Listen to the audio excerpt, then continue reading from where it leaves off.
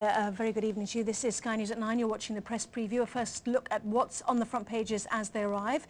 In the next half hour, we'll see what's making tomorrow's headlines with the Associate Editor of the Daily Telegraph, Liz Hunt, and the author, Johnny West. A very good evening to both of you. First of all, though, let's take a look at tonight's top stories. Politicians in the US are expected to vote on a compromise deal tonight to end the debt deadlock threatening America's economic stability. But divisions over the deal, which will raise the debt ceiling and cut public spending but not taxes, remain. Well, the House of Representatives will hold the first vote, possibly within the next couple of hours. Details a bit unclear at this stage. Then senators will get their chance to debate the issue. And speaking earlier this evening, the Democrat leader in the Senate, Harry Reid, said the deal needs to go through immediately. We need to send this to President Obama as soon as we can. It's been a long process. I'm confident we did the right thing for the American people. The solution cuts the deficit now, lays the groundwork for Congress to do much better work in the months ahead. It clears the way for us to look up at the bright sunshine and get rid of the clouds of default that have been hanging over our country for far too long. But some Republicans still aren't convinced by the deal which is on the table.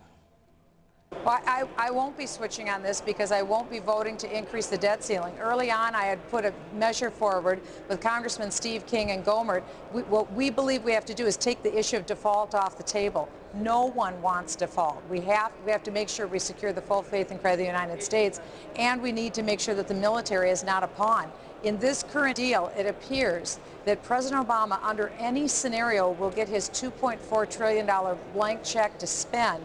But it appears also that if the Joint Commission can't come up with their proper findings, it will be our American military fighting men and women who will be the ones who will take the biggest, most severe haircut. The United Nations Security Council is meeting in around half an hour's time to discuss the violence in Syria. New footage posted online appears to show government troops resuming their assault on the city of Hama for a second day in an attempt to crush protests. Residents say 4 people have been killed by shelling from tanks. Well, our Middle East correspondent Emma Hurd reports from neighbouring Egypt. Well, for all of the international condemnation, the calls for restraints and the threats of more economic sanctions against Syria, it appears that the regime is still intent on crushing dissent there. And what's happened in Hama over the past couple of days seems to be proof that Bashar al-Assad doesn't have any red lines in his attempt to silence the opposition. This is the city, remember, that was the scene of a massacre by Bashar al-Assad's father Hafez back in 1982 when he tried to crush an uprising by the Islamist Muslim Brotherhood. Some 20,000 people died then. It was a place that really summed up the shame of the Syrian regime and its power over the people.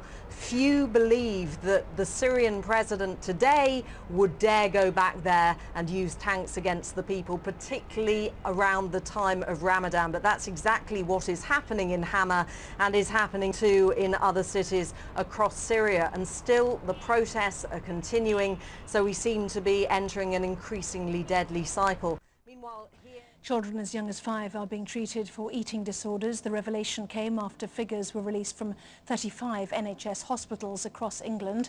Parents are being asked to look out for early warning signs, such as youngsters pretending they've already eaten or wearing baggy clothes.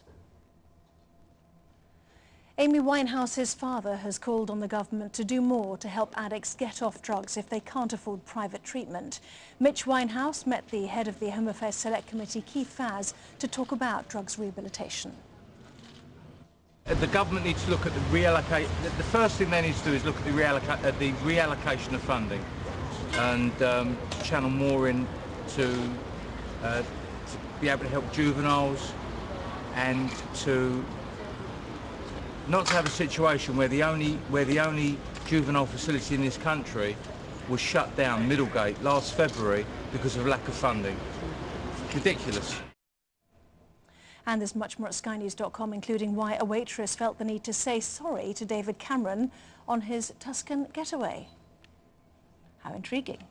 Well, that is today's news. Let's take a look at tomorrow's. Let me reintroduce my guests, the Associate Editor of the Daily Telegraph, Liz Hunt, and the author and journalist, Johnny West. Welcome to both of you. Lots of the papers are in. We thought they might be slightly delayed by what's happening in America, but let's go straight to that, shall we? In the Financial Times, dash to secure US debt deal support. White House and Republicans lobby hard. Markets switch focus to weak economic data and concerns that the credit rating might be downgraded anyway. Yes, you know, this has just been bizarre, hasn't it, in the last few weeks? It's been like watching a piece of theatre, actually, and I think certainly a lot of Americans feel like that. But I think the divisions within the Democratic Party are a factor. That'll take a while to sort of sort itself out. But also, I think the disgust a lot of Americans feel with both parties because of going right to the brink in this very showy way. Showy way about tax cuts, spending cuts, who's on the right path. I mean, what do you make of what we've seen over the last few hours, days and weeks? Yeah, just a continuation of fractiousness. But the thing I also wonder about is whether the system underneath is probably more resilient and more functioning than, you know, a circus like this gives it credit for. I was talking to somebody in Washington today about something completely unrelated, a piece of legislation, and I said, aren't you a bit busy with this debt crisis stuff? And he said, don't worry, it's over by Wednesday. That's a deadline for you, isn't it? Yeah. But the other thing is, you know, the Independent carrying the glum picture of Obama with the Yeah, let's take a look at the Independent, shall we? The caption, Obama humbled. And, you know, haven't we heard this before? Wasn't he humbled by the healthcare debate, although he actually got it through? And I think the whole story, the whole narrative around Obama, which even liberals have, is that somehow he's failed and is proof of the endemic nature of gridlock.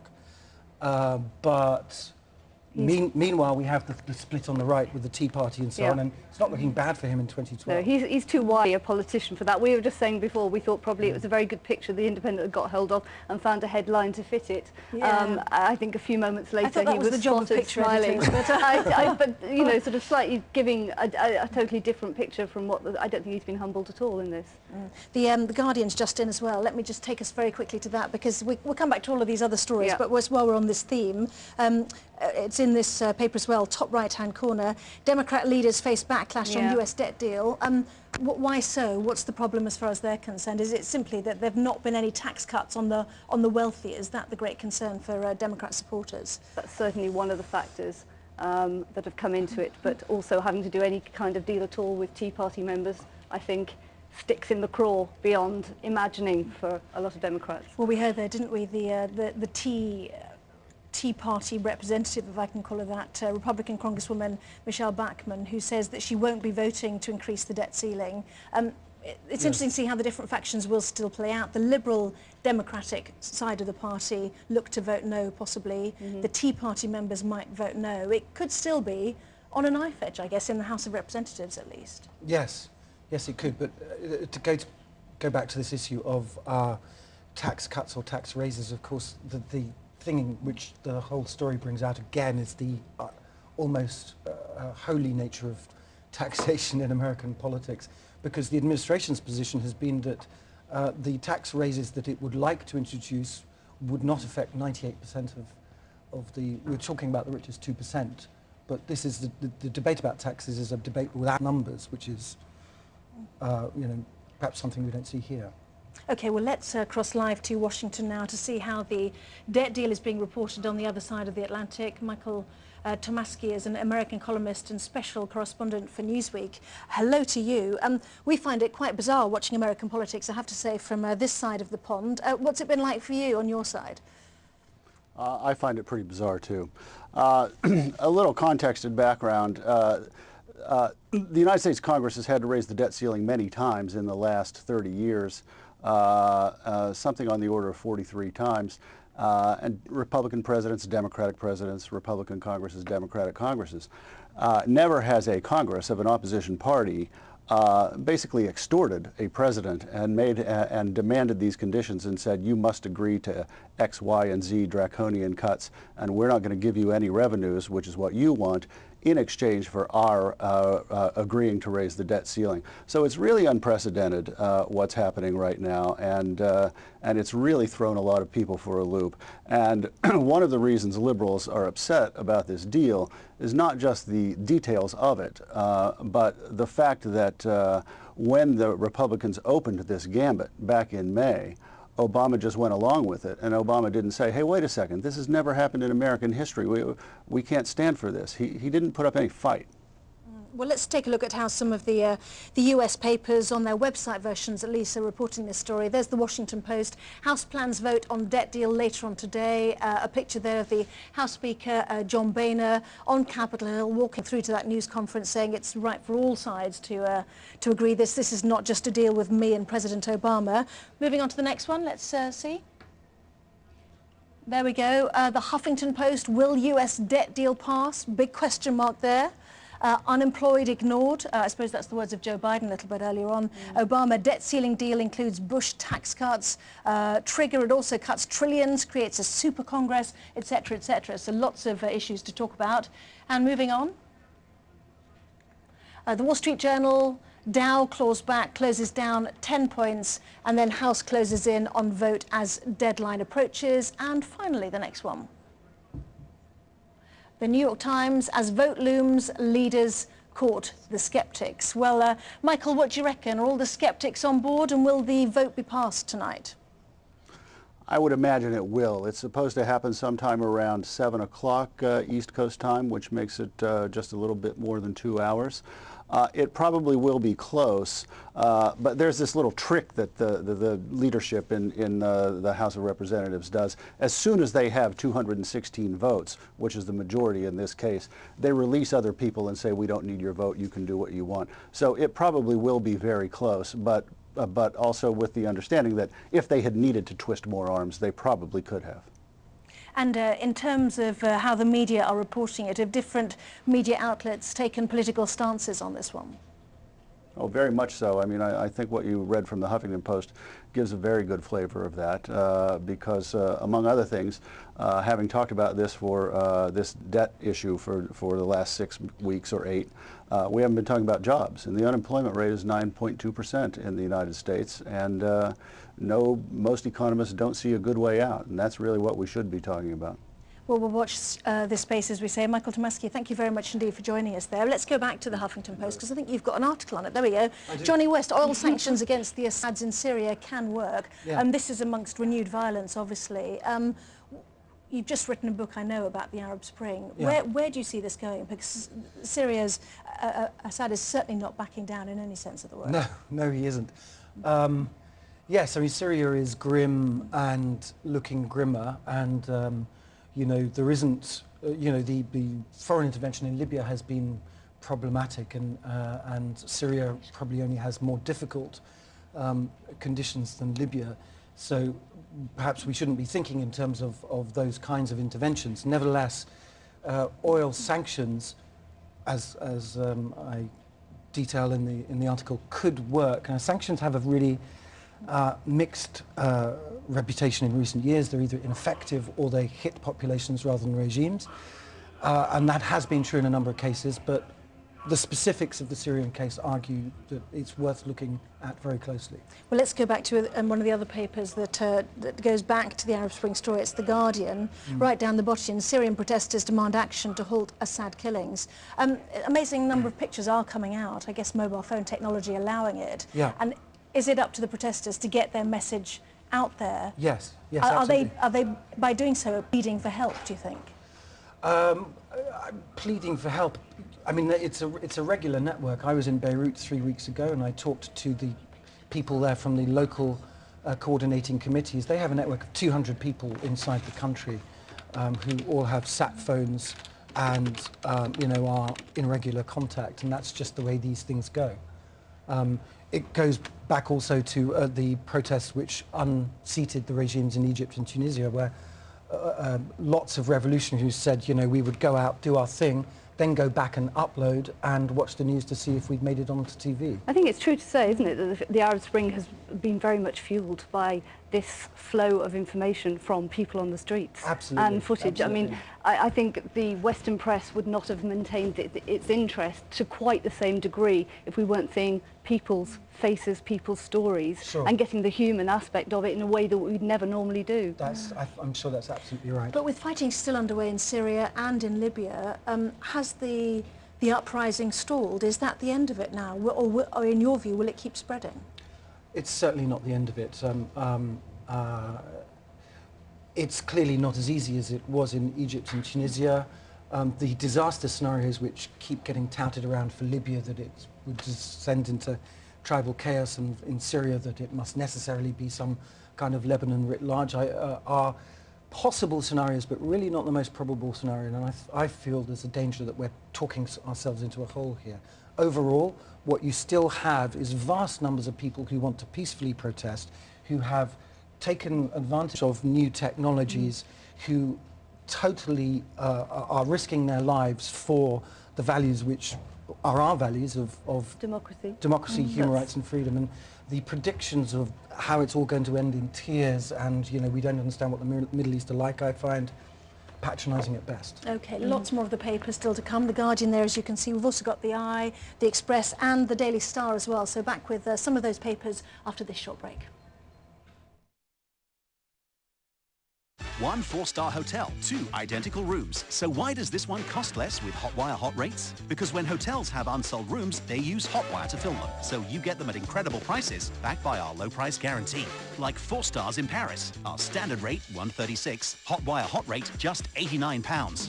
Same great room for less.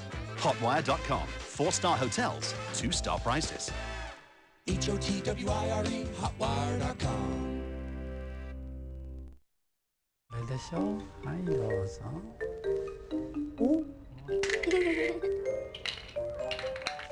いいよ。 People have always found ingenious ways to protect what's important to them. The new secure key from HSBC is designed to make sure only you can access your personal information, making HSBC's online banking safer than ever.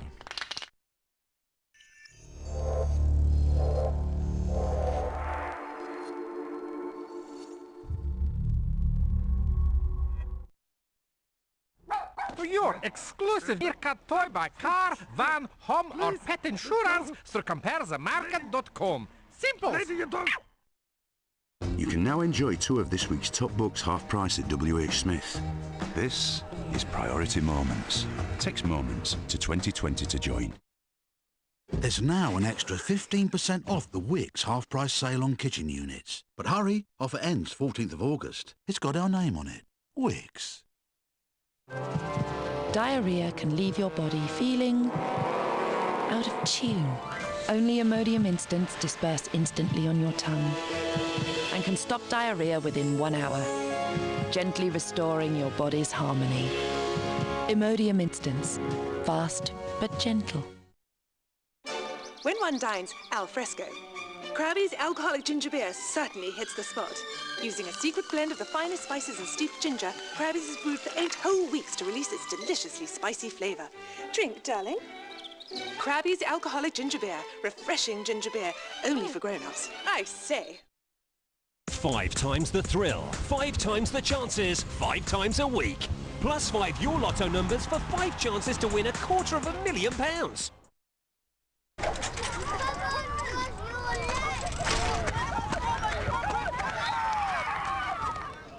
Do you remember when you went everywhere on your bike? Well, why not do it again?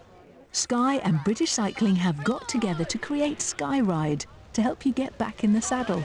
They organise free local bike rides and other great cycling activities. Where will your bike take you? Find out more at goskyride.com.